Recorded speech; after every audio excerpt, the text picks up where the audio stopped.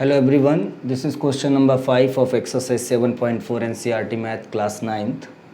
It is given in figure PR is greater than PQ.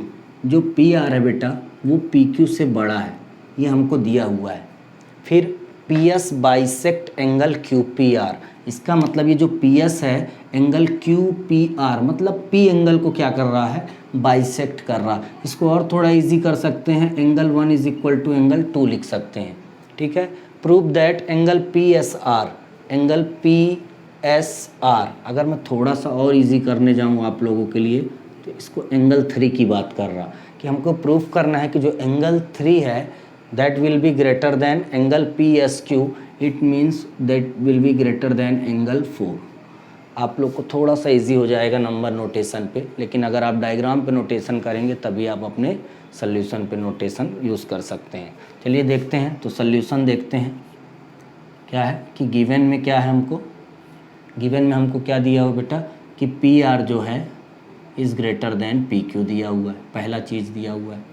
दूसरा हमको बोला है angle 1 is equal to angle 2 bisect कर रहा, ये हमको दिया हुआ है. ठीक है. चलो इसके बाद हम लोग क्या करें, टू प्रूव लिखते हैं. तो टू प्रूव में क्या लिख सकता हूँ मैं, टू प्रूव क्या करना है, angle PSR is greater than angle PSQ. Although we have put 3 and 4 but हम लोग जो अपना टू प्रूव रहता है बेटा वो एज पर क्वेश्चन करते हैं, लास्ट में हम 3 और 4 को रिप्लेस कर देंगे. ठीक है. चलिए प्रूफ देखते हैं, बहुत ही ईजी है. प्रूफ देखते हैं. तो प्रूफ में सबसे पहले जो हमको दिया है उससे कुछ ना कुछ हमें एडवांटेज मिलेगा. तो लिखते हैं कि since PR is greater than PQ. ठीक है. Since PR is greater than PQ तो PR के सामने का एंगल Q. तो क्या लिख सकते हैं, देयरफॉर एंगल, इसको मैं PR के सामने वाला एंगल बड़ा होगा, इसको मैं RQP या PQR भी लिख सकता हूँ. Angle PQR must be greater than PQ के सामने कौन सा एंगल है बेटा, PRQ, एंगल PRQ. ठीक है. ये हमारा पहला इक्वेशन. और रीज़न में क्या आएगा, angle opposite to longer side is greater. ठीक है. अगर आप जानते हैं साइड बड़ी है PR तो PR के सामने वाला एंगल भी कैसा होगा, बड़ा होगा. चलिए यहाँ तक तो पहुँच गए हम लोग कि PQR जो है वो PRQ से बड़ा है, ये कन्फर्म हो गया. ठीक है. अब थोड़ा सा काम करते हैं कि हमको एक चीज़ और पता है कि हम किसी भी इक्वेशन में सेम नंबर को ऐड, सब्ट्रैक्ट, मल्टीप्लाई कर सकते हैं. तो मैंने क्या किया कि इस पे क्या किया, मैंने एंगल PQR पे भी एंगल 1 ऐड कर दिया, एंगल के फॉर्म में लिख लें, angle 1 is greater than angle PRQ plus angle 1.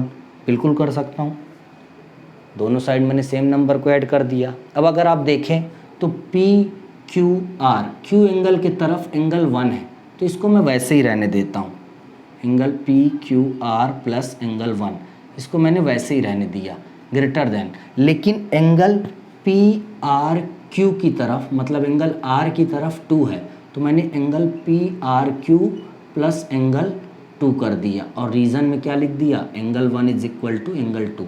अगर 1 और 2 इक्वल है, सपोज 10 डिग्री है तो इधर भी मैंने 10 डिग्री ऐड किया तो इधर भी 10 डिग्री ऐड किया. तो इसको 10 को मैंने 1 के फॉर्म में लिखा, इसको मैं 2 के फॉर्म में भी लिख सकता हूँ. ठीक है.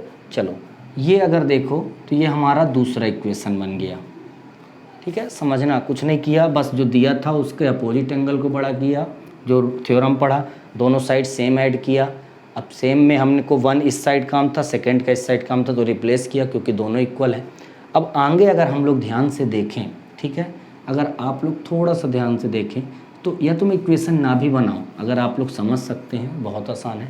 अब एक चीज़ देखो, angle PQR plus 1, angle PQR मतलब ये एंगल की बात हो रही बेटा, plus 1, PQR plus 1, Q plus 1 क्या एंगल 3 के इक्वल होगा, बाय एक्सटीरियर प्रॉपर्टी. अगर आप देखो ये ट्रायंगल है, ये बाहर जा रहा, तो 3 क्या है, एक्सटीरियर एंगल है इस ट्रायंगल के लिए।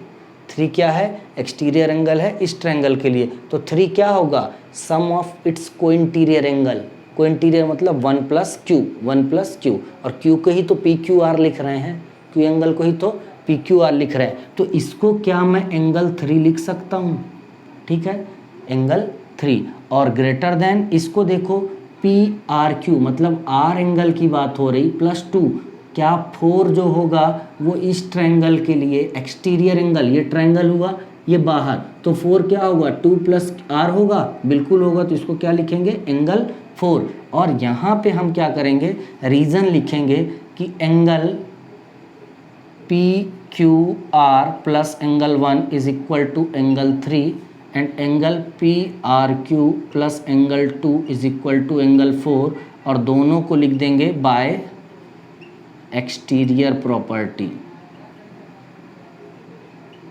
Bye exterior property. Exterior angle है दोनों, 3 क्या है, इसके लिए एक्सटीरियर है, 4 क्या है, इसके लिए एक्सटीरियर है, तो दोनों क्या होंगे, कोइंटीरियर एंगल के सम के इक्वल है। तो इनको मैं रिप्लेस कर दिया कि 3 जो है इसके इक्वल है, इसके बराबर है, तो 3 लिख सकता हूँ, इसके बराबर 4 है तो 4 लिख सकता हूँ। अब एंगल 3 का नाम क्या था, PSR। एंगल 3 क्या है, PSR is greater than angle 4 क्या है, PSQ, तो एंगल PSQ। ये हो गया प्रूफ, ठीक है, ये हो गया प्रूफ। तो थोड़ा सा इसमें आपको यहाँ पे एक्सटीरियर प्रॉपर्टी को समझने की ज़रूरत है, अदरवाइज क्वेश्चन बहुत इजी है। I hope you understood. Please watch out the next video for next question. Thank you.